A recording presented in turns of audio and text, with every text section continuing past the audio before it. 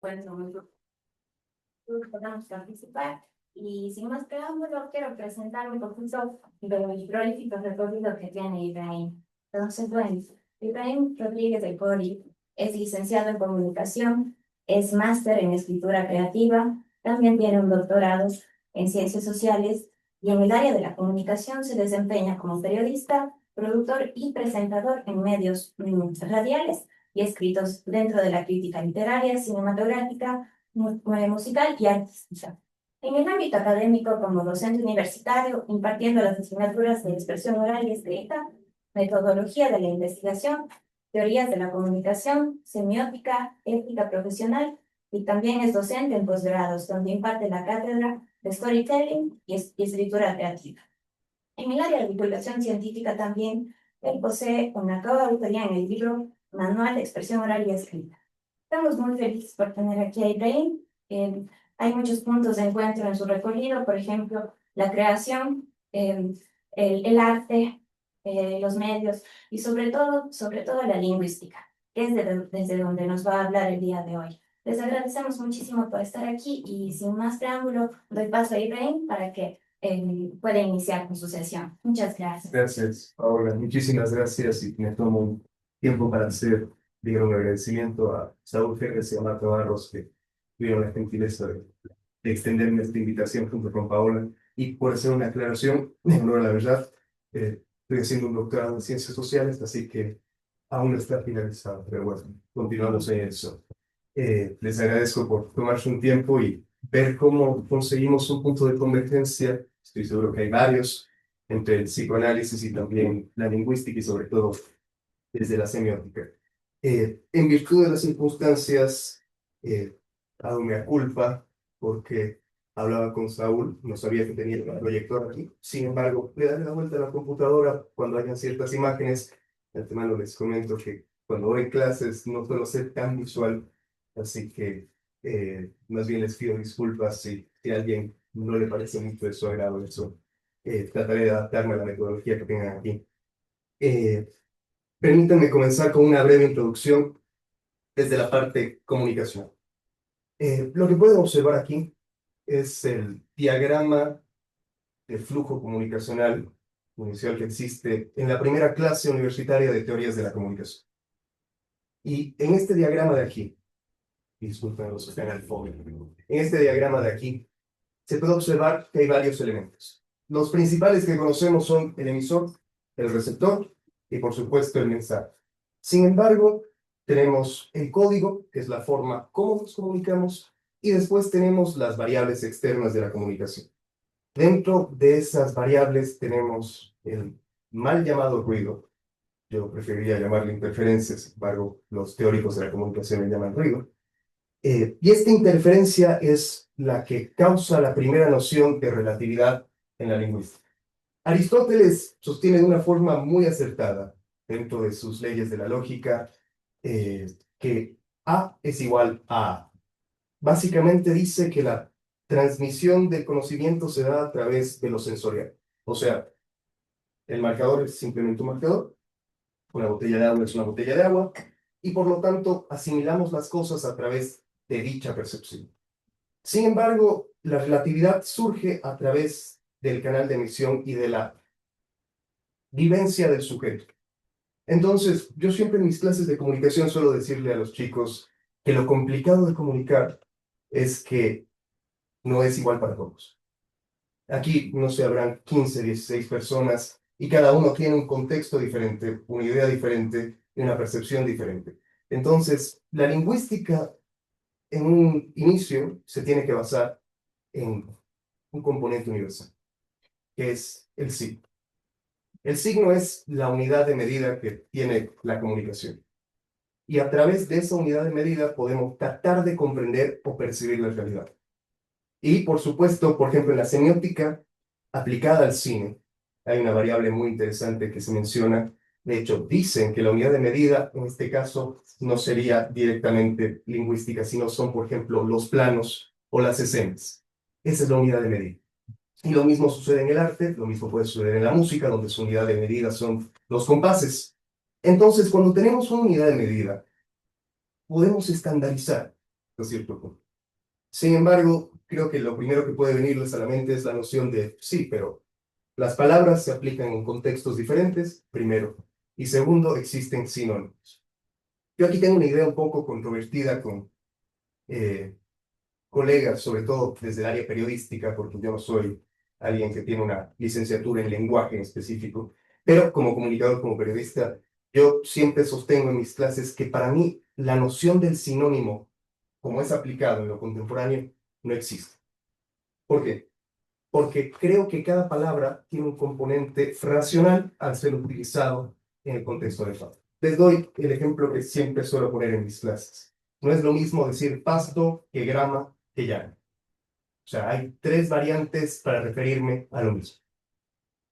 Y tengo que usarla en el contexto adecuado. Y así con una infinidad de palabras que pueden funcionar y que pueden fusionarse. Hay una imagen aquí, que es un cuadro surrealista de Magritte, me imagino que lo habrán visto. Esto no es una pipa. Y para mí esta es la concepción correcta de cómo tiene que llevarse el lenguaje. Porque existen las dos variantes que hay.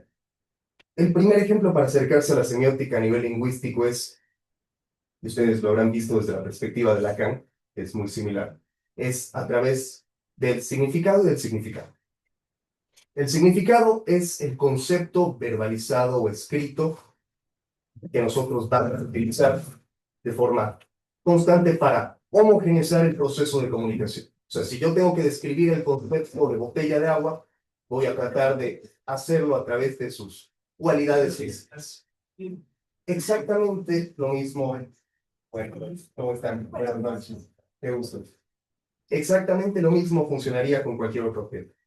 Su significante es, en una primera interpretación, mi parecer, cómo nosotros imaginamos dicho concepto. Yo les puedo decir en este momento que piensen en una silla y probablemente cuando piensen en silla van a pensar en las que están cercanas al entorno. Si yo les digo que piensen en una cocina, cada uno va a pensar en la cocina de su casa. Pero si yo les digo que describan el concepto de cocina, quizás haya ciertas diferencias en cuanto a cómo estipulen dicho concepto, pero en el gran orden de las cosas van a haber ciertas similitudes dentro de ese concepto.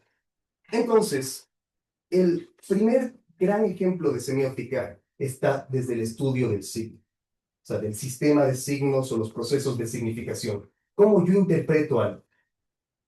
En el lenguaje, por lo general, este es un ejemplo que a mí me parece muy interesante, eh, desde la teología, que es el primer acercamiento que hay al estudio del lenguaje, nosotros tratamos de construir un significado a nivel teológico. Nosotros, al ser una sociedad occidental, nosotros tenemos como referente un estudio, por ejemplo, ¿sí? En dicho estudio bíblico hay dos formas, que luego se le conoce como connotación, de interpretar a eso, ¿no? De una forma literal y de una forma simbólica o de una forma referencial. Por ejemplo, para aquellos que sean católicos u ortodoxos, van a saber que la Eucaristía, para aquel que profese esa fe, no es un acto simbólico.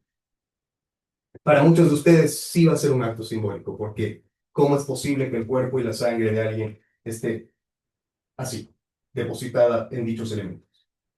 Sin embargo, la significación que se da para el católico, en este caso, el semiótico, no existe desde la representación simbólica.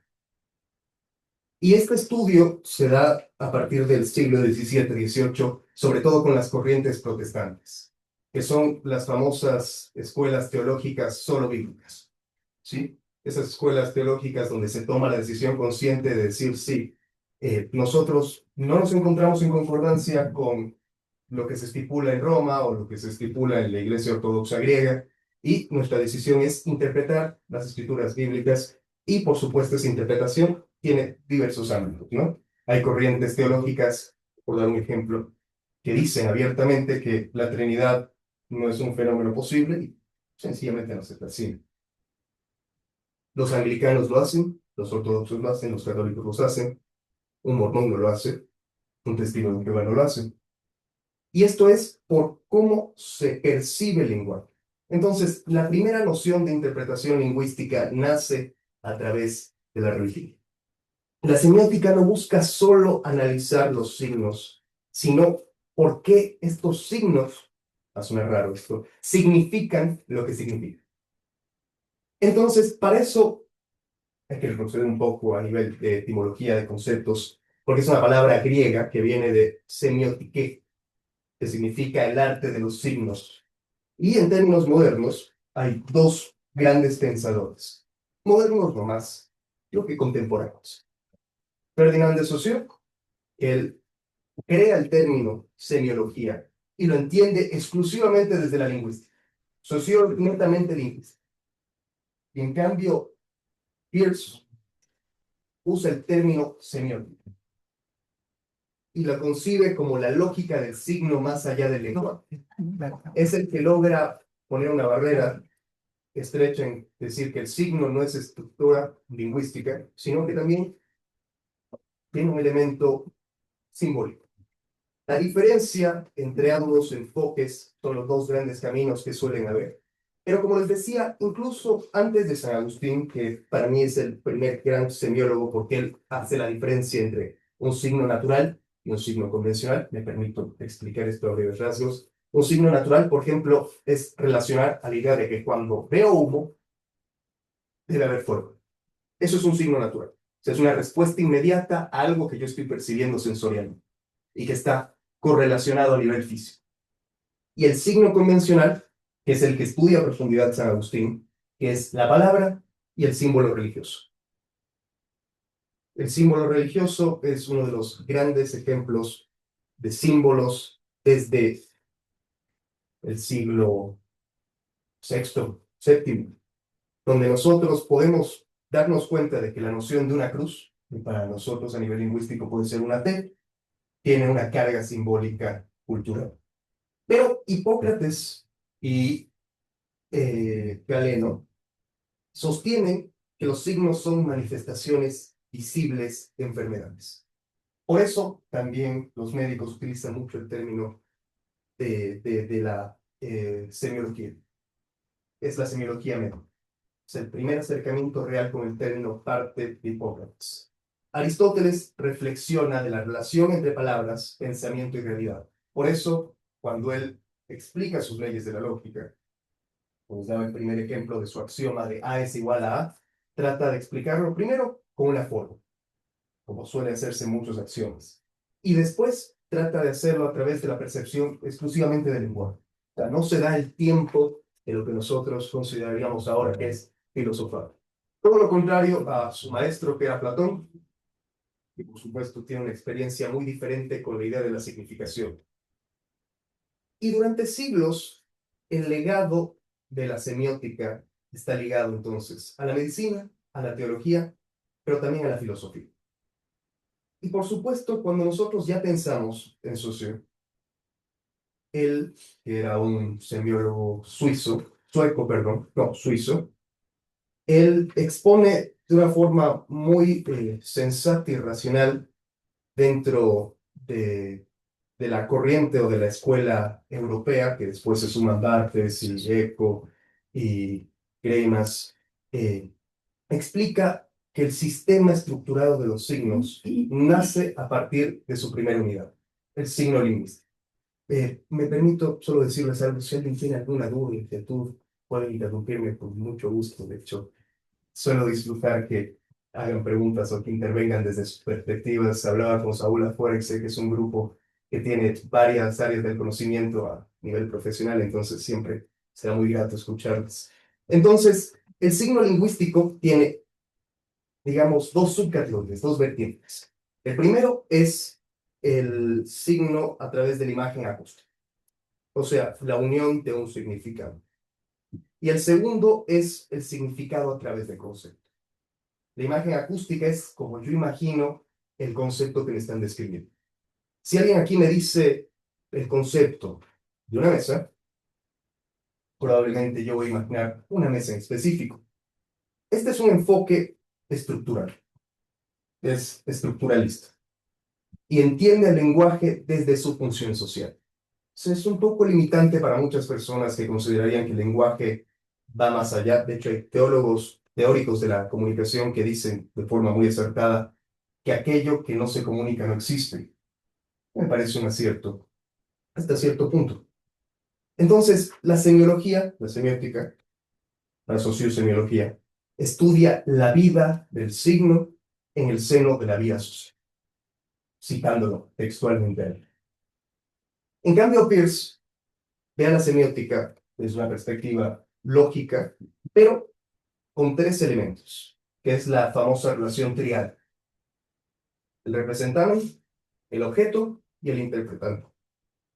Esta clasificación de los íconos tiene varias vertientes. La primera, desde la semejanza; la segunda, desde la relación causal; y tercera, desde la convención. Entonces, el enfoque en este caso no es un enfoque que se abarca netamente desde una perspectiva lingüística, sino más bien desde la representación del pensamiento. Considera que todo pensamiento humano incluso tiene una base en el signo. Entonces, les hablaba de estas corrientes semióticas. La escuela europea, que es de Saussure, y la escuela norteamericana, está luego relacionada con el tema de marketing y de publicidad, con una perspectiva mucho más capitalista, mientras que la escuela europea es un poco más relacionada a lo teórico, a lo académico, a lo catedrático. ¿Cómo se puede aplicar en un inicio la semiótica? Desde la comunicación, nosotros hacemos el famoso análisis del discurso, el mensaje y la publicidad. O sea, lo que yo les digo a mis estudiantes muchas veces es que el semiólogo tiene que aprender a leer entre líneas. Cosa que parece súper complicado cuando el tipo de información que consumimos se da primero desde el inmediatez y después desde el algoritmo. Entonces, de ninguna forma voy a poder leer entre líneas algo que es explícito. Se pierde la noción de lo que puede llegar a ser entrecruzado. Por ejemplo, en comunicación se habla mucho de la psicología del color, y eso se estudia desde la semiótica. Pero la gran pregunta que se hace es, ¿quién decidió que el color negro implique duelo? ¿En qué momento hubo una norma social que nos dijo que cada vez que tenemos que ir a un entierro, tenemos que ir de negro? Por supuesto que es un estudio muy interesante desde el diseño, desde la moda. En el cine, en la televisión, es desde el estudio de la imagen, de la narrativa y del montaje. Si ustedes se fijan, por ejemplo, un caso puntual en específico, cuando ven a Hitchcock en la mayoría de sus películas, Hitchcock tiene la tendencia a utilizar el famoso plano aberrante. El plano aberrante es aquel que se hace, digamos, es un término, en descuadre. Hay que recordar que Hitchcock inicia por el cine mudo, después pasa en una etapa del cine en blanco y negro, y después la etapa a color. Y Hitchcock tiene varias ideas para tratar de transmitir, en una época donde había mucha censura del cine, la noción de que algo está pasando, pero que yo no lo puedo ver del todo. Por ejemplo, si han visto La ventana indiscreta de Hitchcock, es una película muy interesante porque se graba en un solo entorno dentro de la narrativa, por lo tanto, solo un ser. Un hombre que se fracturó su pierna y que tiene que pasar el verano como diablo en botella, probablemente distrayéndose dentro de las intimidades de sus vecinos. Entonces se pone a observar a través de su ventana. Él es fotógrafo y saca su cámara fotográfica, y por supuesto Hitchcock, y quienes disfruten de este director brillante, había fetichizado el tema de la observación, y él lo proyecta desde esa perspectiva, el observar sin que nadie se dé cuenta que lo estoy haciendo. Y no les voy a dar el spoiler de la película, por supuesto, pero hay un asesinato, naturalmente, es una película de Hitchcock, y en dicho asesinato, él es el único que lo observó, pero no puede verbalizárselo a nadie, salvo a su prometida, que es una rubia espectacular, como en casi todas las películas de Hitchcock, Grace Kelly. Entonces, desde esa lógica, cuando pensamos en Hitchcock, pensamos siempre en una escena, en la famosa escena de Psicosis de 1961, donde asesinan a la chica en la ducha. Sí, ubican esa escena, ¿no? Que es profundamente representativa a nivel de semiótica. En ningún momento, si ustedes se fijan luego con más calma, se muestra un desnudo. Pero la interpretación que se le da, primero, es al tema de que es una mujer bañándose, naturalmente está desnuda. Y después, que hay un hombre acuchillado. En ningún momento se ve, como en las películas slasher que salen en los 70s, por ejemplo, si han visto Halloween, habrán visto un slasher, si han visto Terrifier, que es de estas más contemporáneas, han visto el slasher bien explícito, donde se ve directamente la noción de que está matando a alguien. Entonces Hitchcock tuvo que pasar un control muy fuerte que había en el Hollywood de los 50s y 40s. Les recuerdo que era un Hollywood que había prohibido incluso las actividades comunistas y había un comité para tratar de darse cuenta si habían directores, actores o gente vinculada a la industria que fueran comunistas. Entonces era un Hollywood sumamente conservador. Era un Hollywood muy bajo la noción de sueño americano y la idea del mejor país del mundo. Y en el mejor país del mundo no podían haber desnudos ni asesinatos, cosa que sí pasaba en las calles, pero no en las películas. Entonces, a partir de eso, con estos planos, una secuencia que fue sumamente compleja de grabar, Hitchcock, desde la semiótica, nos muestra un asesinato de una mujer en una ducha, totalmente desnuda. Algo inconcebible para 1961. Entonces, todo eso son formas donde vamos construyendo un imaginario para crear, no desde el significado, sino desde el significante, un cuadro o una escena. En la educación, por ejemplo, uno piensa en semiótica en cosas tan chiquitas como cuando ustedes estaban en la escuela o en el colegio, de qué color era el cuaderno de sociales, o de qué color era el cuaderno de matemáticas, o de qué color era el cuaderno de química. Le dirán, química y biología era verde, sociales probablemente era rojo, matemáticas era azul, pero recuerdo así.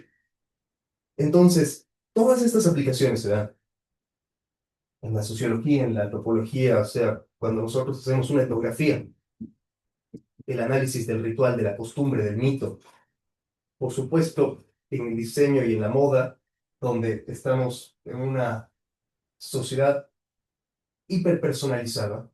Es un constructo muy interesante que se utiliza en la comunicación política y nos dicen que estamos hiperpersonalizados. Tenemos que tener sobreidentidades para poder encasillarnos dentro del mapa, poner el dedo en el mapa y decir yo soy esto, soy aquello. Y muchas veces esa construcción se da desde la ropa.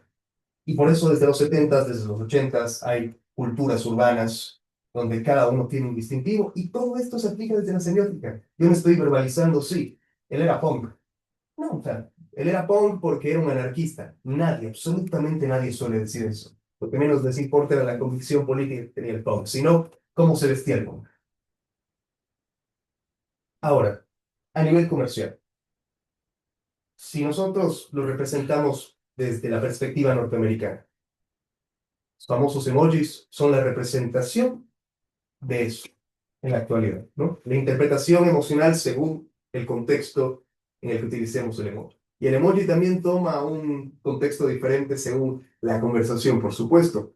Los afiches de las películas, los signos visuales que construyen la expectativa, el género de una película a través de un tráiler, por ejemplo.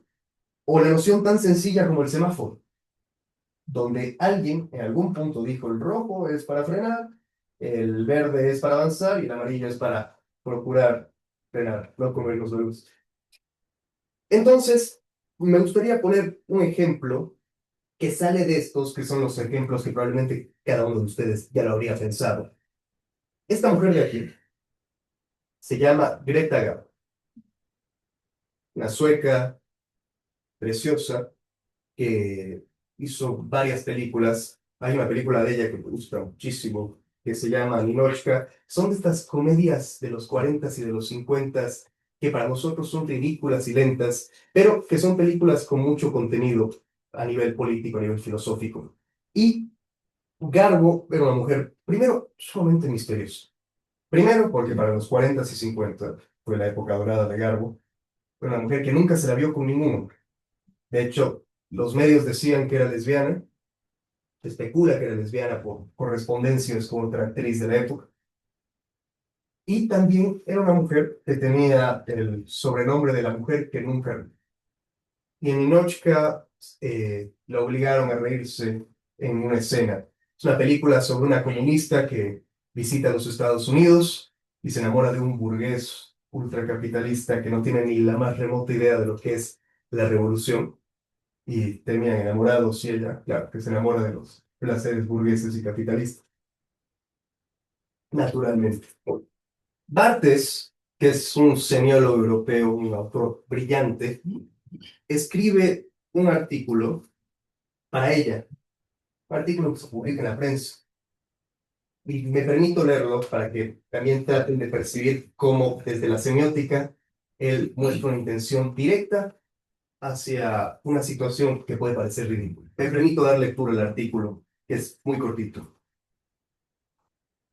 Se llama El rostro de Lagarbo. Lagarbo aún pertenece a ese momento del cine, en el que el encanto del rostro humano perturbaba enormemente a las multitudes, cuando uno se perdía literalmente en una imagen humana como dentro de un filtro, cuando el rostro constituía una suerte de estado absoluto de la carne que no se podía alcanzar ni abandonar. Algunos años antes, el rostro de Valentino producía suicidios. El de Lagarbo participa todavía en el mismo reino de amor cortés, en el que la carne desarrolla sentimientos de perdición. Se trata sin duda de un admirable rostro objeto. En La Reina Cristina, película que se ha vuelto a ver durante estos años en París, su maquillaje tiene el espesor níveo de una máscara. No es un rostro pintado, sino un rostro enyesado, defendido por la superficie del color y no por sus líneas. En esa nieve a la vez frágil y compacta, los ojos solos, negros como una pulpa caprichosa y para nada expresivos, son dos cardenales un tanto temblorosos. En su enorme belleza, ese rostro no dibujado, sino más bien esculpido a su silueta y a lo frágil, es decir, perfecto y efímero a la vez, incorpora la cara harinosa de Chaplin, sus ojos de vegetal sombrío, su rostro de tótem. Pero la tentación de la máscara total, la máscara antigua, por ejemplo, tal vez implique menos del tema del secreto, caso de las semimáscaras italianas, que del arquetipo del rostro humano. Lagarbo muestra una especie de idea platónica de la criatura, y esto explica que su rostro sea casi asexuado, sin que por ello resulte dudoso. Es cierto que la película, alternativamente, La Reina Cristina es mujer y joven, se presenta a esa indivisión, pero allí Lagarbo no realiza ninguna actuación como si fuese un travesti, sino como si fuese ella misma, un fingir que lleva bajo su corona o bajo sus grandes sombreros gachos el mismo rostro de nieve y de soledad. Es indudable que su sobrenombre de divina apuntaba menos a traducir un estado superlativo de la belleza que la esencia corporal, descendida de un cielo donde las cosas se conformaban y acababan con la mayoría de la pulsa. Ella lo sabía. ¿Cuántas actrices han consentido en dejar ver a la multitud la inquietante madurez de su belleza? Ella no.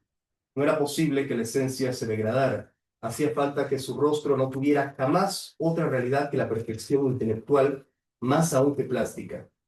Poco a poco, la esencia se ha oscurecido. Se ha cubierto progresivamente con anteojos, capellinas y exilios, pero jamás se ha alterado. Sin embargo, ese rostro dedificado se dibuja algo más agudo que una máscara, una suerte de relación voluntaria y por lo tanto humana entre la curvatura de las fosas nasales y el arco ciliar, una función extraña, individual, entre dos zonas de la cara. Como momento de transición, el rostro de Lagarbo concilia dos edades iconográficas, asegura el paso del terreno y del terror al encanto. Como se sabe, hoy estamos en otro polo de la evolución. El rostro de Audrey Hepburn, por ejemplo, está individualizado, no solo por su temática particular, mujer-niña, sino también por su persona, por lo específica que es. Ya no tiene nada de esencial, sino que está constituido por una complejidad infinita de funciones morfológicas. Como lenguaje, la singularidad de Lagarbo era de orden conceptual. La de Audrey Hepburn es de orden sustancial. El rostro de Garbo es idea, el de Hepburn es acontecimiento. Básicamente, este señor hizo un análisis sobre cómo estaba maquillada Greta Garbo y cómo Greta Garbo, a través del paso de los tiempos, decidió alejarse totalmente del foco mediático para no mostrar que había envejecido. Es una noción muy romántica a nivel filosófico, ¿no? Quiero ser eternamente bella, entonces de ninguna manera permitiría que eso pase. Y cuando grabó esta película, Garbo ya tenía cerca de 35, 37 años. Entonces, y era una mujer, recuerden, en los 50, en los 80, nosotros veíamos a los abuelos y los abuelos tenían 50 años. Y por supuesto, la noción de edad es muy diferente. Entonces, no sé qué opinan, me gustaría escucharles de este análisis sobre algo tan sencillo como es, no sé, el rostro, el maquillaje y el envejecer a través de la semiótica, donde incluso utiliza varios elementos como lenguaje, significación. No sé qué les ha parecido eso y dejo que la vean un rato porque lastimosamente no nací en los 20. Tampoco creo que me hubiese ido muy bien, ¿no? Pero no sé. Perdón, Israel. Me parece que justamente tu trabajo hasta el momento deja de velar un texto de Lacan, el asunto del semblante. ¿Ya? Todo está en relación del semblante. El neurótico como tal vive atrapado del semblante. Hoy por hoy, dentro de la clínica, vemos cada vez más y más la necesidad del semblante, ¿no? Ser algo para alguien. Y ese alguien, la construcción que hace, es algo que no sabemos qué está armando. Y vemos en la angustia del neurótico como todo el tiempo trata de ser ese algo para alguien, para significar algo. Pero como no alcanza el semblante a ser lo suficiente para el otro, no sabemos lo que quiere el otro, el sujeto vive en eterna angustia, como bien lo dice el escritor, y tú lo narras, ella decide desaparecer, y es lo que le pasa a muchos y a muchas personas, muchos y muchas personas, hombres y mujeres, que se angustian frente al proceso natural del envejecimiento. Hay la negación a envejecer, ¿ya? Tanto en la estructura histérica como obsesiva, uno de los mayores angustias es el envejecimiento en el plano histérico y la muerte en el plano del obsesivo. Pero es el semblante de querer ser aquello que se supone que a los otros les puede atraer, aquello que les puede ser significativo. Pero como no saben qué es lo significativo para el otro, ahí viene la cuestión. Y partamos del inicio de la conferencia, como la cruz, ¿no? La cruz para algunos puede ser una T, ¿ya? Para otros significa el sacrificio divino, y para los que han leído verdaderamente religión, saben que es una construcción muy posterior, porque los escritos profundos religiosos demuestran que Cristo no fue puesto en dos palos cruzados, haciendo una cruz. Era en un solo palo y la posición de los brazos en cruz, que es diferente, se llamaba crucifixión.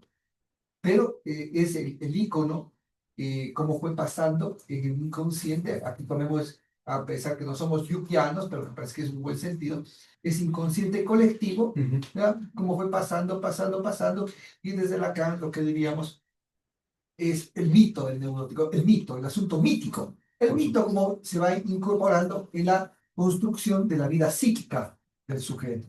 Entonces, Lagarde, indudablemente, es un ícono imaginario de la cultura más que de la realidad. Por eso tiene una significación. Exacto. Exacto. Ese era mi comentario. No, muchísimas gracias. En cuanto a lo que menciona Saúl, quiero relacionarlo con, yo en honor a la verdad, yo seguro que no he llegado a estudiar ni la mitad de lo que ustedes han estudiado a nivel psicoanalítico, así que ruego, ruego que cualquier barra basada que verbalice, por favor, me interrumpan y me rectifiquen. Eh, Me parece, y no quise hablarlo desde la perspectiva psicológica como lo suelo hacer en mis clases, porque aquí lo hago con un mayor ímpetu de respeto. Me parece que el signo es sumamente delicado, porque el signo se queda plasmado en el inconsciente. Por eso me parece que cuando nosotros utilizamos signos, cuando pensamos en un logo, cuando pensamos en un arquetipo, muchas veces tenemos que tener muchísimo cuidado en cómo concebimos ese arquetipo y cómo relacionamos lingüísticamente algo. Es hasta cierto punto, a mi criterio, y perdón si no estoy siendo lo suficientemente teórico en esto, yo lo siento como una suerte de noción conductista. Por ejemplo, yo escucho una canción y esa canción, en un contexto en específico donde la estaba escuchando, adquiere otra significación. Eso es semiótica. No es semiología. La semiología es lingüística. Eso es semiótica. Hay un ejemplo en comunicación política que a mí me parece interesante, que son los jingles. O, por ejemplo, no sé si recuerdan este video de, creo que era en campaña, un Correa subiendo una montaña en bicicleta. A nivel de significación, a nivel de semiótica, es un mensaje sumamente fuerte. Y por supuesto, pienso en ese video y pienso en el jingle que tenía y en el eslogan que tenía a nivel comunicacional, que es el con infinito amor. Una construcción muy bien elaborada, omitiendo matices políticos. Yo, como siempre digo en mis clases eh, a mis estudiantes, yo soy más que un conservador, un curuchupa, así que en virtud de eso suelo dejar la interpretación de cada quien eso. Y creo que cuando nosotros creamos un signo, tenemos que tener mucho cuidado con él. Para mí adquiere la connotación de sagrado a nivel cultural. Porque cuando algo empieza a normalizarse a nivel cultural, forma parte, como decía acertadamente Saúl, de ese imaginario colectivo. Y yo creo que desde el psicoanálisis ustedes se darán cuenta que la significación muchas veces no tiene que estar concatenada con lo racional en muchas ocasiones. Por ejemplo, mi análisis puede darse en lo onírico. Tantos sueños que parecen un disparate y, por ejemplo, los surrealistas solían todos ser pacientes psicoanalíticos, acercarse al psicoanálisis porque directamente hay algo que comunicar, porque está en nuestro inconsciente. Y esos signos nosotros los llevamos en nuestra vida y actuamos a partir de ellos. Entonces, mi análisis siempre ha sido que el signo es sumamente delicado y el signo tiene que manejarse con el respecto debido, ¿no? Ahora, si hablamos de inconsciente, para mí, creo, yo percibo la vida así, yo creo que el ser humano es un fin en sí mismo, no es un medio para un fin. Y por lo tanto, cada persona es un caso muy puntual de todas las circunstancias que atraviesan a la vez dentro de este proceso simbiótico que es vivir en sociedad. Sin embargo, para cada uno de nosotros, esa simbiosis, que es permitirnos cooperar y trabajar en equipo para que no nos matemos como perros y gatos, termina siendo un proceso profundamente individual. Yo siempre digo que, gracias a Dios, no existe un cerebro colectivo. Yo me siento muy objetivista, me siento muy cercano a corrientes más individualistas a nivel filosófico. Y creo que cuando nosotros pensamos en los sistemas de signos, tenemos que pensar en los códigos culturales. Porque si bien yo me considero a nivel filosófico muy cercano, por ejemplo, a Sabater, que es un individualista voraz, los códigos culturales se comparten en comunidad y permite que interpretemos el mensaje y que de alguna forma u otra ese mensaje no se tergiverse. Lo que yo llamo en teorías de la comunicación el fenómeno del teléfono dañado. Pero ahora sucede más que nunca. Primero porque la información se tergiversa totalmente. Y después porque el código cada vez está más individualizado, pero individualizado de una forma absurda. Habrá gente que me diga a nivel filosófico, sí, pero no existe la realidad objetiva. Bueno, yo creo que afortunadamente tenemos cierta capacidad sensorial para percibir dicha realidad y siempre y cuando esos sentidos no se encuentren alterados, puede comprenderse de alguna forma u otra. puesto que hay que interpretar. Es necesario, es muy importante. Por eso hay utopías, gracias a la interpretación. Pero el gran inconveniente es cuando la interpretación sobrepasa ese leve umbral de lo que es ser sensato. Cuando el código ya no determina una interpretación en comunidad, sino una interpretación propia. Y ahí es donde hay un balance, o mejor dicho, un desbalance hasta moral. Entonces, como entendemos el gesto, como entendemos el símbolo, como entendemos la palabra, los colores, la expresión, incluso la conducta. Me permito dar un ejemplo que a mí me llama muchísimo la atención, que ustedes lo tienen naturalizado y que si yo me paro en la universidad y lo digo, probablemente me despido. El verbalizar la palabra histérica. A mí me botan a patadas. No, pero si eso es un machismo, o sea, es un, no sé si se le dice machismo, sabría decir, pero mínimo es lenguaje heteropatriarcal. Entonces, dentro de esa noción, en este contexto está naturalizado hasta cierto punto de poder decir histérica, porque ustedes tienen las herramientas y el código cultural compartido de poder utilizarlo desde no solo el significante, sino desde el significado, desde las dos opciones. Pero si yo voy afuera y digo, no es que esto parte desde, no sé, una noción de una histérica, se acabó. Eso es otro ejemplo. En la cultura, sobre todo aquí en Occidente, el color blanco, por ejemplo, representa la pureza. Y en Oriente, en muchos lugares representa el luto. Entonces, el problema es, antropológicamente hay un concepto muy interesante que es transculturización. Cuando nosotros acoplamos culturas, y por supuesto que es algo natural. En mi caso, más aún, madre de Oriente, padre de Occidente, es por eso el nombre Ibrahim.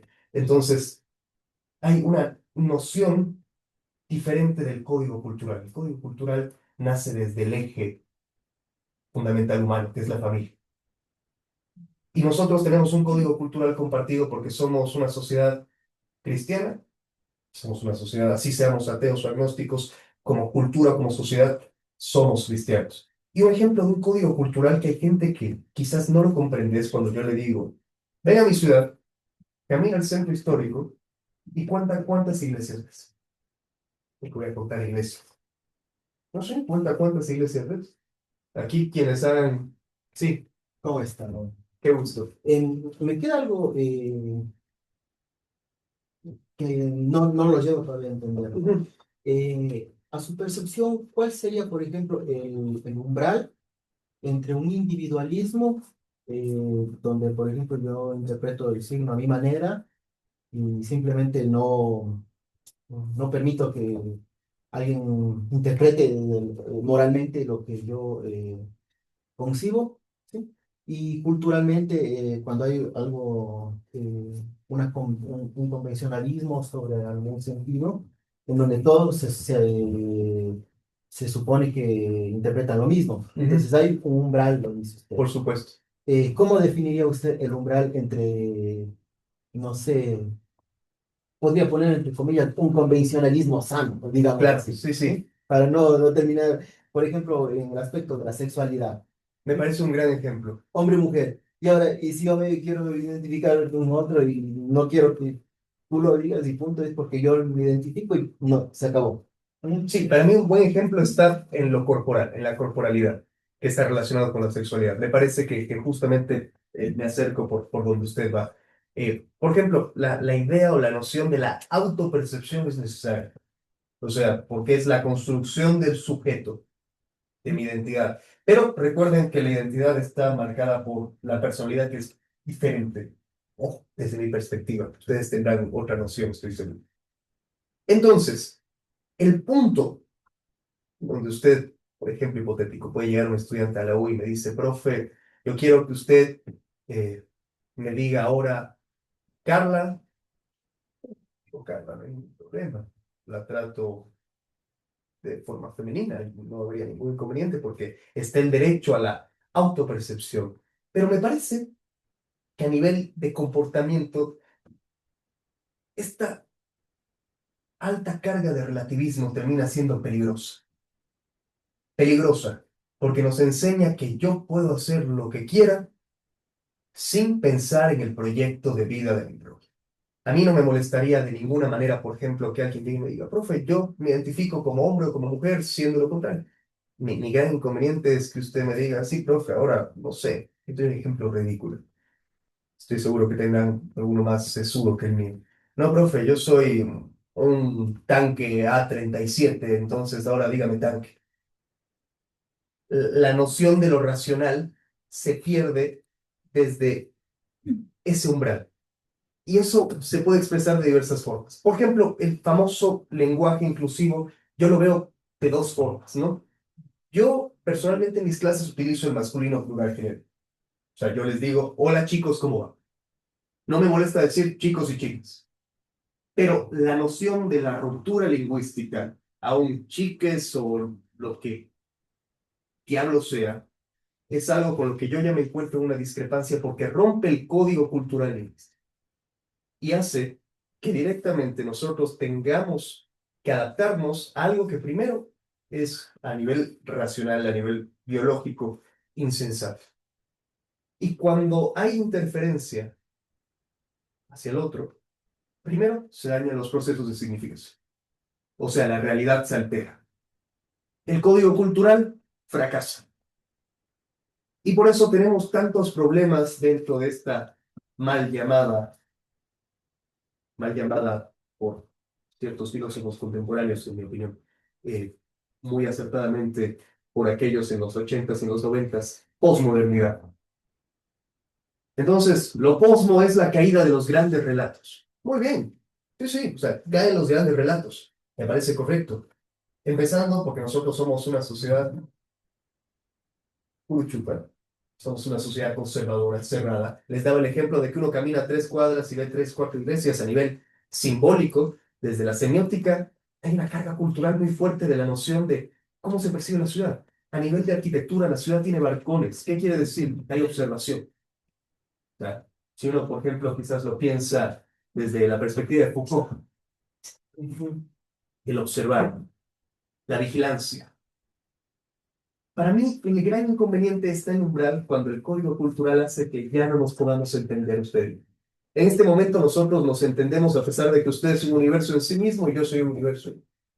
Tenemos seguramente ideas políticas diferentes, seguramente venimos de lugares diferentes, seguramente vemos la filosofía de formas diferentes, hemos leído cosas diferentes, vemos películas diferentes y aún así, de alguna forma u otra, nos logramos entender. Es por el código cultural que manejamos. Recuerdan que les mostraba que dentro de ese diagrama de las teorías de la comunicación, lo más importante, más que el mensaje, más que el emisor y el receptor, es el código.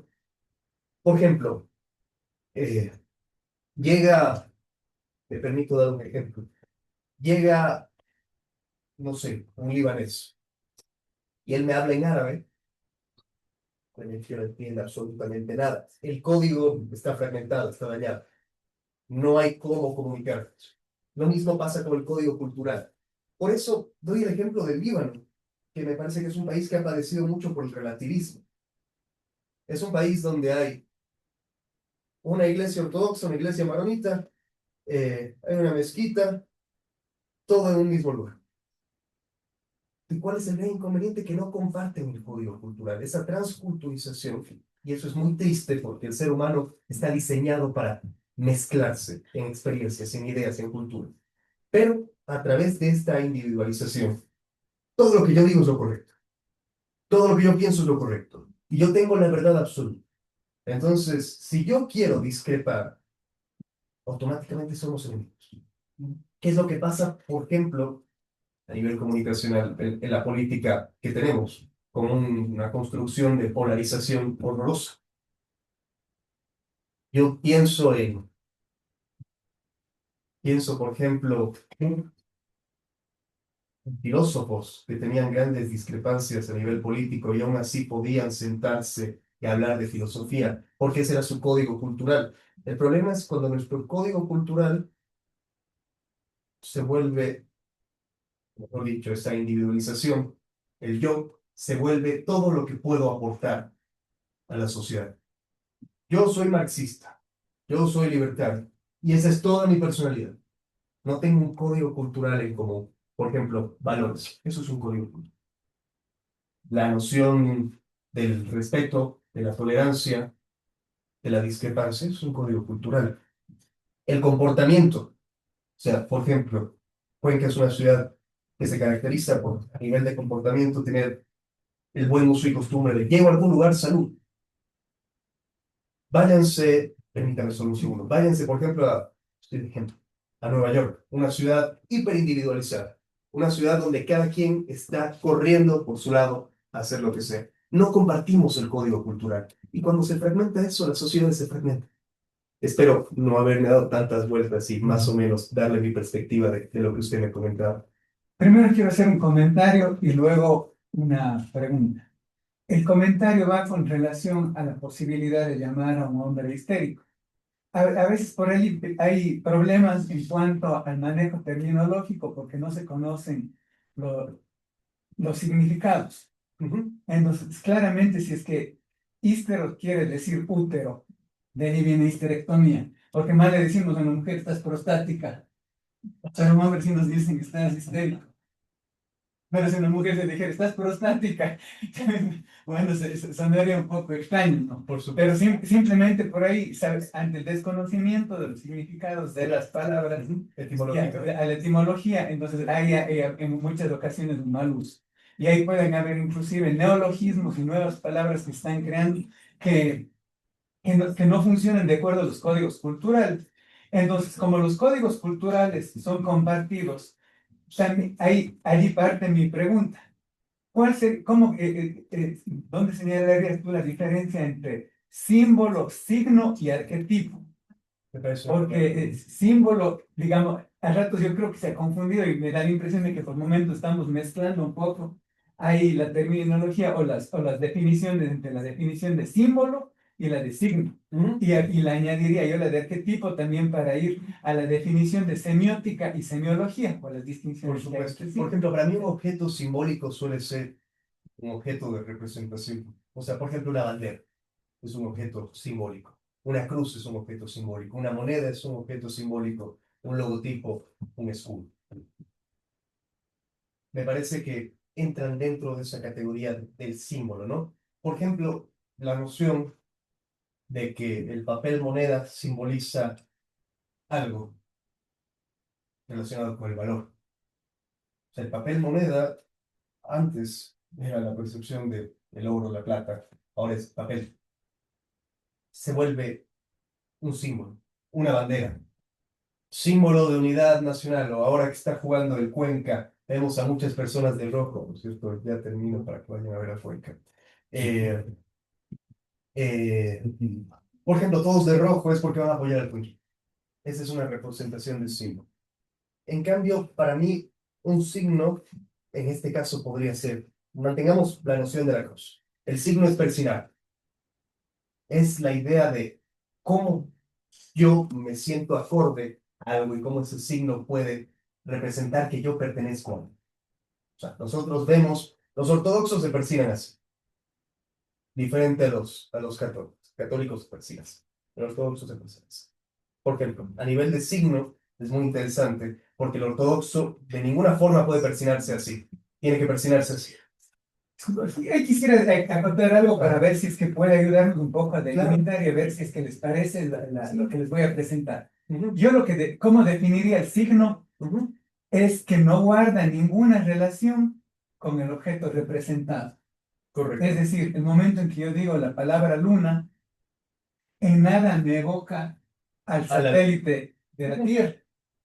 El momento, en cambio, en que yo dibujo una media luna o una luna creciente o menguante, se parece en algo, ese dibujo guarda alguna relación con él. Entonces, esa sería la diferencia entre símbolo y signo. Por El supuesto. signo no guarda ninguna relación con el objeto representado, Exacto. mientras el símbolo eh, genera cercanía. Y ahí vienen las interpretaciones personales también, Exacto. que genera más. El símbolo, el signo puede ser un poco más delimitado. Yo me mientras el pongo a símbolo es pensar, más por abierto. ejemplo, ¿por qué yo, y justo iba a dar ese ejemplo y me parece muy acertada la delimitación que hacen, ¿por qué un ortodoxo tiene que persignarse siempre con los 3 dedos porque representan Padre, Hijo, Espíritu Santo. ¿Quién dice que en 3 dedos hay una representación teológica tan compleja? No tiene absolutamente nada que ver. Un signo está relacionado a, por norma, por convicción, por tradición, pero de ninguna forma a nivel figurativo tiene una relación. Y ante estos procesos de signo y símbolo, hay lo que se llama semiosis, que es el proceso básico donde se le asigna, usted muy bien mencionaba, un significado o una significación a un signo. Esa es la semiosis primaria, donde yo decido que algo que no tiene absolutamente nada que ver con lo que estoy hablando, ahora se va a relacionar con eso. O sea, a nivel visual, a nivel cognitivo. Después está, por ejemplo, la semiosis secundaria, que es cuando nosotros ya nos damos el tiempo de interpretar un texto cultural. Por ejemplo, puede ser un mito, como mencionaba muy bien Saúl, puede ser una película, puede ser una obra de arte. Eso es una semiosis secundaria. Y está un concepto que es relativamente de vanguardia para algunos.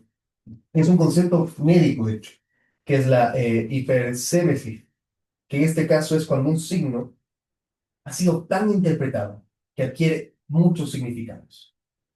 O sea, cuando hemos, perdón la palabra, prostituido tanto a un signo que llega a ser muy individualizado para todas las personas y representa algo distinto a la noción que tiene como un código cultural. Incluso hay situaciones donde puede ser contradictorio. Y para ir cerrando, creo que de aquí lo más importante y donde yo suelo enfatizar mucho en las clases es en que es un pensamiento simbólico. O sea, es la capacidad del ser humano de representar quizás una idea, un objeto o un concepto mediante un signo que no esté presente físicamente. El pensamiento simbólico. Y esto es básico para entender lo que es el lenguaje, lo que es el arte, lo que es la religión, lo que es la cultura en general. O sea, nos permite primero imaginar, después nos permite recordar, la palabra que está muy mal utilizada, pero me parece que también funciona para eso, nos permite proyectar y proyectarnos y compartir una idea sumamente compleja a través de un signo que sea abstracto. Entonces, tiene una función social importante. ¿Para qué nos ayuda? Primero, para tener identidad colectiva, para tener memoria histórica, para tener una tradición, para tener un valor, que es la brecha o el umbral que trataba de mencionar antes. Disculpa, tengo una curiosidad, Abraham, verás, en esto de que vos hablas justamente del corte, del código, ¿no? Se relaciona mucho con el tema del hiperindividualismo. Me gustaría que le expongas un poquito más de este tema del hiperindividualismo, porque, o sea, de lo que voy comprendiendo, lo que vas respondiendo, es que no te permite vivir en sociedad, digamos así, porque tienes un corte. Pero en ahora que tocas este otro tema, entonces hablaríamos de que hay diferentes maneras de hacer el corte, digamos así. El corte, por ejemplo, en el código, agregar la E, ¿no? Sería un corte del código que no te permite eh, o te fractura, digamos, el lenguaje común, digamos así, pero está este otro que vos mencionas, que es la sobresaturación, que es lo que, por ejemplo, nosotros hablamos mucho acá de cómo despatologizar algunos términos, por ejemplo, cuando se dice tóxico Ajá, y todo el mundo dice tóxico, tóxico, tóxico, y ya no se sabe qué mismo es el tóxico. O el claro. depresivo, que todo el mundo dice, vean, me levanté depresivo. Entonces, como que lo sobresaturas, que ya tiene tanto significado que ya no significa nada. Claro, y creo que es muy interesante la palabra que usted utilizó, el resignificar. El resignificar. Creo que cuando yo hablo de hiperindividualización, hablo ese punto en el que yo me atesoro tanto la noción de un concepto o de cómo yo me percibo, que no me permito estar abierto a un código cultural compartido.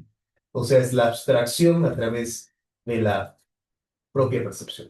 O sea, por ejemplo, esa gente que necesita tantas etiquetas para poder entenderse a sí mismo, ¿no? A mí me pasa mucho que llego a clases y, no sé, a un chico le van a un examen y de una me suelta un autodiagnóstico brutal que yo digo, de madre, o sea, hay que, no sé, traerle un cura para que le haga un exorcismo porque está terriblemente jodido.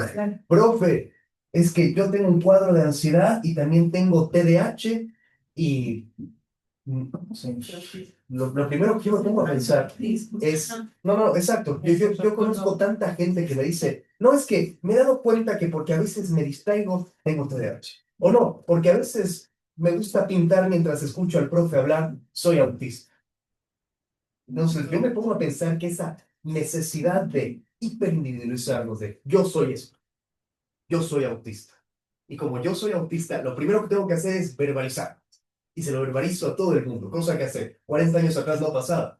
Probablemente mucha gente, grandes genios, no tenía ni la más remota idea de que eran Asperger, que eran autistas. Pero ahora es lo natural. Entonces, yo soy esto. Y es lo primero que yo digo, esa es mi carta de presentación. Y como soy autista, o como me hiperindividualizo, el código a nivel cultural pierde valor, lo que usted decía. Entonces, yo soy autista, todo el mundo es autista. O, me parece un buen ejemplo. Me parece un buen ejemplo. Entonces, soy Terian. Terian, sí, entonces soy Terian y rompo la norma social para poder convivir en relativa armonía. Repito, yo me considero un individualista. ¿En qué noción? Yo creo que nadie tiene derecho a mis ideas, solo yo tengo derecho a mis ideas y puedo compartirlas de forma consensuada, pero si tengo una idea, no es propiedad pública. Por eso hay grandes autores que tienen libros a sus nombres. Soy un individualista porque creo que el ser humano no es un animal de sacrificio. Yo no tengo por qué sacrificarme bajo una atribución que no es libremente contraída. Pero el individualismo que tenemos ahora, esa hiperindividualización, es la necesidad constante de crear un mito sobre mí mismo. Y un mito que no me permita poder compartir de ninguna forma a nivel social. Simbólicamente, a nivel de pensamiento simbólico, para que haya una representación cultural duradera, para que haya tradición, para que el ser humano pueda tener la mínima noción de empatía, necesita compartir sí o sí esa representación o ese rasgo o código cultural. Porque si yo me vuelvo un ermitaño a nivel de pensamiento simbólico, primero, ¿cómo lo voy a compartir? Porque el ser humano necesita sentirse correspondido. Para mí eso es sumamente importante. Yo tengo una idea, yo, bajo una atribución libremente contraída, se la comparto a alguien. Perfecto. O sea, necesito sentirme validado, necesito sentirme correspondido. El problema es cuando quiero sentirme tan único, no me permito poder compartir las nociones racionales que hay en la sociedad. No sé si me hago entender un poco con eso. ¿Puedo hacer un apunte? Buenas noches. Buenas noches. Qué gusto. En honor a la honestidad intelectual que trato de tener en los espacios, quisiera apuntar desde mi punto de vista un par de contradicciones epistémicas, porque mencionaste aquello que no se comunica, no existe, que es profundamente estructuralista, y tú apoyas esa posición. Pero por otro lado, hablas de que la existencia de la realidad objetiva, de la cosa es la cosa, el objeto simbólico que bien se mencionó ahí, que es paradójico, ¿no? Hablar de algo así. El acto como símbolo, como si... O sea, lo que quiero apuntar es que no hay una única lectura de Lacan. Lacan, para muchos autores, es profundamente estructuralista. ¿Sí? En esa dialéctica no entra el individualismo. Para nada. Es colectivista. Para Lacan, bueno, en el grafo del deseo, que pueden ver de Lacan, el deseo no es del individuo, el deseo es del otro. El gozo, es del otro. Igual, por ejemplo, cuando se menciona relativizar ciertas cosas, como la identidad, como si fuera un exceso de libertad, en Lacan, en Hegel, no hay nada más no libre que el estructuralismo. Entonces, Bueno, en ese sentido, como que apuntar a cosas, el eje fundamental, como la familia, lo natural, sí, o sea, no sé, me parece que estaría como bueno hacer un ejercicio epistémico.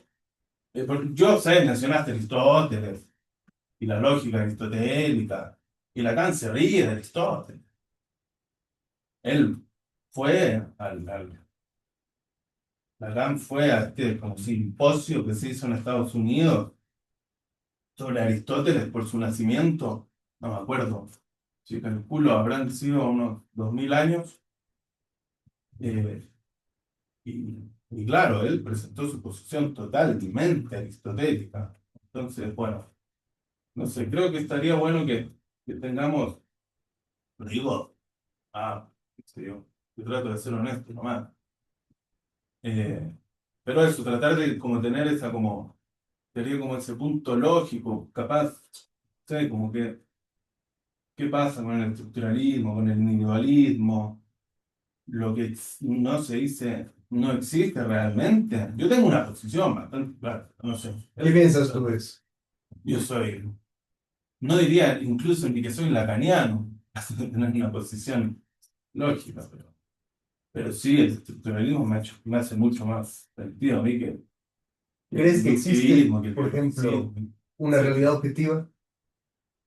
Efectivamente, no, claro. Por ejemplo, Y Lacan desde el seminario 2, el seminario 1, ¿verdad? El seminario 2 lo demuestra de esa forma. No sé, es otro punto de vista, por ¿no? Yo supuesto. sé que no hay consenso, no hay consenso ni de lo que es la realidad, ni lo que es la ciencia, ni nada de eso. Yo me paro simplemente en la otra vereda. No, por supuesto, y me parece sumamente interesante. Eh, la perspectiva que doy desde la noción aristotélica es desde el primer estudio que se da a nivel de semiología, a nivel lingüístico, o sea, de que una palabra representa algo como tal. Mi percepción, como les decía, y me parece desde la perspectiva hegeliana, me parece muy interesante como lo mencionaste. Desde mi perspectiva, yo me considero un objetivista, es una corriente que a casi nadie le gusta. Eh, el objetivismo se habla de un individualismo racional y se habla de una noción de un egoísmo racional a través de la razón. Pero, por supuesto que existen criterios de relatividad que son importantes mencionar como los que fueron expuestos. Lo agradezco. ¿Alguien tiene Encantado, alguna otra encantado. duda? Yo más bien me quedo con algunos temas, porque trato de relacionar lo que usted trae con respecto al tema clínico. Justo hablar, como aquí te decía, quizá con esta sobreidentidad, eso como este exceso que trae a no ser nada Claro. y a esta dificultad de los adolescentes y muchos adultos a no encontrarse y a sentirse vacíos. Hay muchos pacientes que llegan con esa noción de vacío, de no sé qué quiero, no sé dónde voy, no sé qué me depara la vida, no sé qué construir para mi vida. Entonces, me parece que también justo pensaba como en varios conceptos que nosotros intentamos trabajar acá, como este código cultural que también viene a impartir el nombre del padre, como a dar un lugar de orden, de organización. Entonces, cuando esto se rompe, me parece a mí, quizá es una lectura de lo que hemos ido viendo, es que hay una angustia por identificarse con algo. La gente no quiere identificarse con algo porque eso implica una responsabilidad Claro. de lo que yo puedo hacer con con esas significaciones. Y claro, a veces viene como en la clínica se escucha mucho como esto que las personas lanzan hacia el otro que escucha, como resuélvame usted. Claro. O dígame qué tengo y si no me dice yo me voy porque necesito saber cuál es mi identidad, pero no construido por mí, sino que usted me lo diga. Y al momento en que encuentran eso, ya sea en redes sociales, igual se siguen angustiando, no pasa la angustia, porque no es identidad construida, es como que todos tratan, me parece a mí que es súper interesante este tema porque es como ver algo tan insoportable como la muerte, Claro. que no se pueden hacer cargo de realmente esa identidad que uno puede traer. Y me parece súper interesante estos temas de Higgs, porque yo no soy muy conocedora de esos temas, pero mi esposo me hizo ver esta película de La Soga. Y Es represión de dos homosexuales, reprimidos y fetichizando la idea de matar. exacto, y es como todo ese tema ahí, dicho y no dicho. Entonces, pienso El baúl, el baúl. lo que no se Ajá, verbaliza y lo que no se abre. Ajá, y lo que está ahí, pero que angustia, El señor. pues. Entonces, eso me parece a mí súper interesante, más bien como verlo desde la clínica.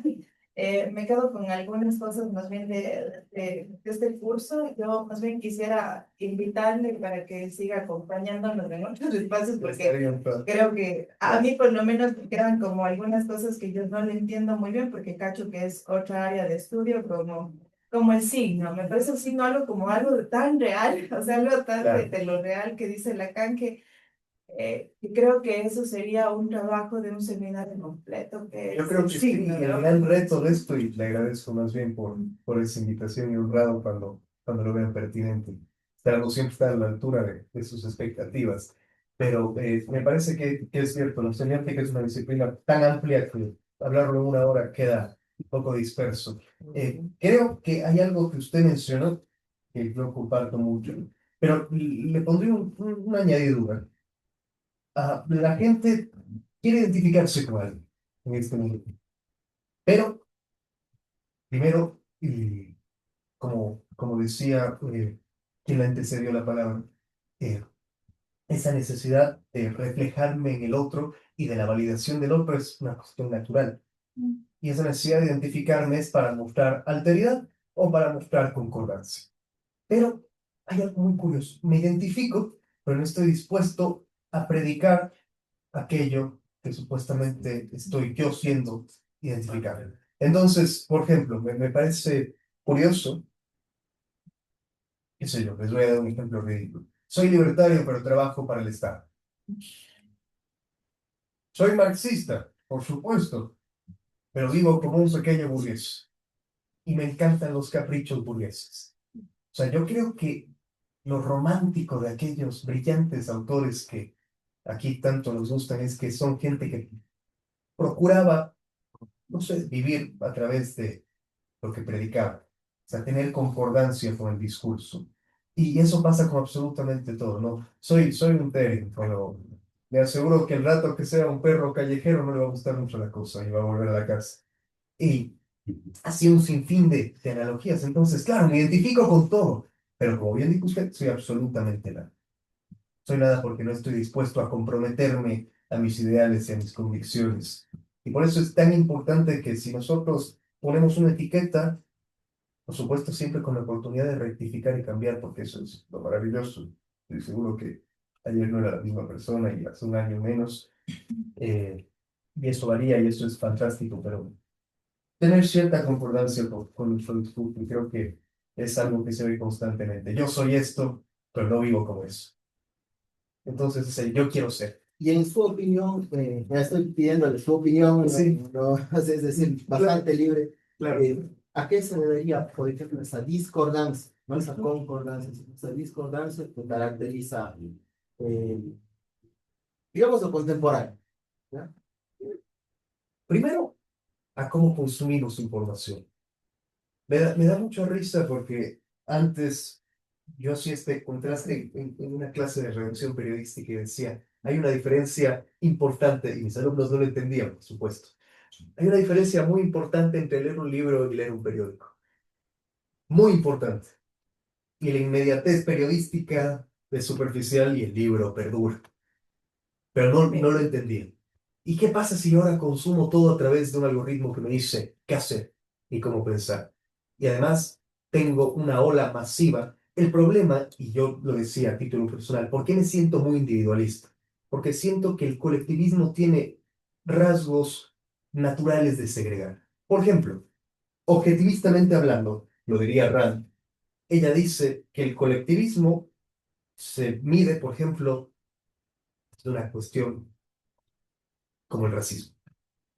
La pérdida de individualidad. Entonces, todo un grupo es igual y toda la gente de tal forma es igual. Entonces, el individualismo permite que yo tenga esa necesidad de identificar. Pero cuando yo tengo un algoritmo donde primero veo arquetipos de felicidad, y cuando yo no tengo una construcción propia del relato de qué es ser feliz, o sea, cuando yo no decido cómo soy feliz o qué me hace feliz, utilizaron la palabra gozo. Gozo etimológicamente, perdón, hace mucho tiempo atrás lo había leído, es una palabra que el gozo, a diferencia del placer, el gozo es algo puramente individual. O sea, esa sensación de gozo es satisfacción muy propia, muy mía, pero cuando yo me identifico, ¿qué me hace gozar? Voy a estar viviendo de prestado. Y eso es lo que está pasando ahora. Todos viven de prestado. Para mí no hay acto más amoral que decir lo siguiente. Les planteo un ejemplo ridículo. Si mi vecino tiene un carro, yo quiero un carro. Si mi vecino tiene 2 carros, yo no quiero 2 carros, yo quiero 3 carros. Y si mi vecino no tiene carros, pues yo no quiero. Para mí eso es lo más amoral que puede hacer un ser humano. Vivir de prestado. El fin último del ser humano, y perdón que suene tan ridículo esto, es su felicidad. Pero cuando yo no tengo clara la noción de qué me hace feliz, empiezo a ir picando de todo lado. Porque los algoritmos me enseñan eso, ¿no? Entonces, veo ahora en el consumo mediático, veo ahora que una pareja se casó. Y hace 2 días yo decía, no, no quiero casar. Bueno, ahora quiero casar. Pero después veo que mi primo se está divorciando. Y mi noción es, no, yo quiero vivir soltero toda la vida. Y después tengo la noción de que la felicidad está en, no sé, dedicarme a la vida profesional. Y me doy cuenta de eso porque vi a alguien que se siente muy realizado profesionalmente. Y luego veo a alguien que es muy feliz siendo padre o madre y digo, no, mi realización debe estar ahí.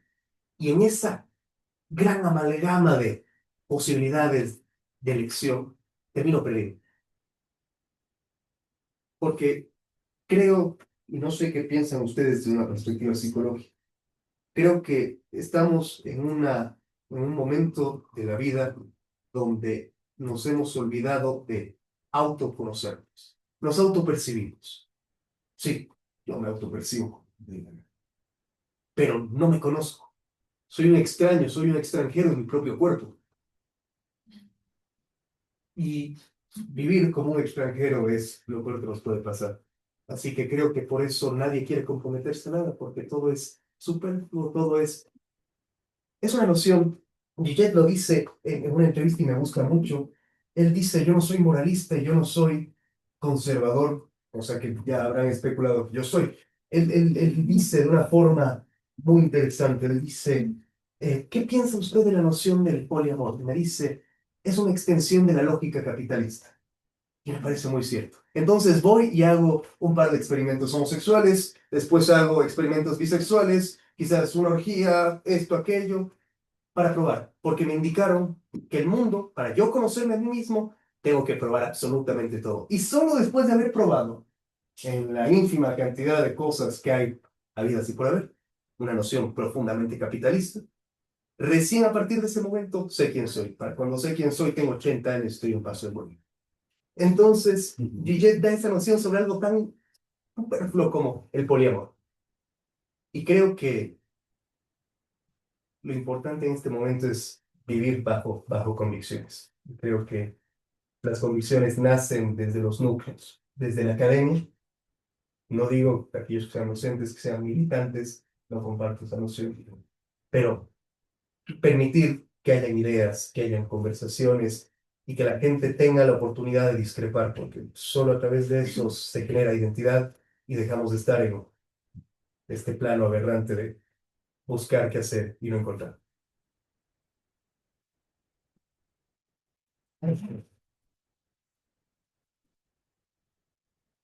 Bueno, si nadie tiene ninguna otra duda, me imagino que todos se van a ir a ver el partido del Cuenca. Muchísimas gracias por su tiempo, por su atención y gracias por invitarme. Me siento honrado. Muchísimas gracias. Chao.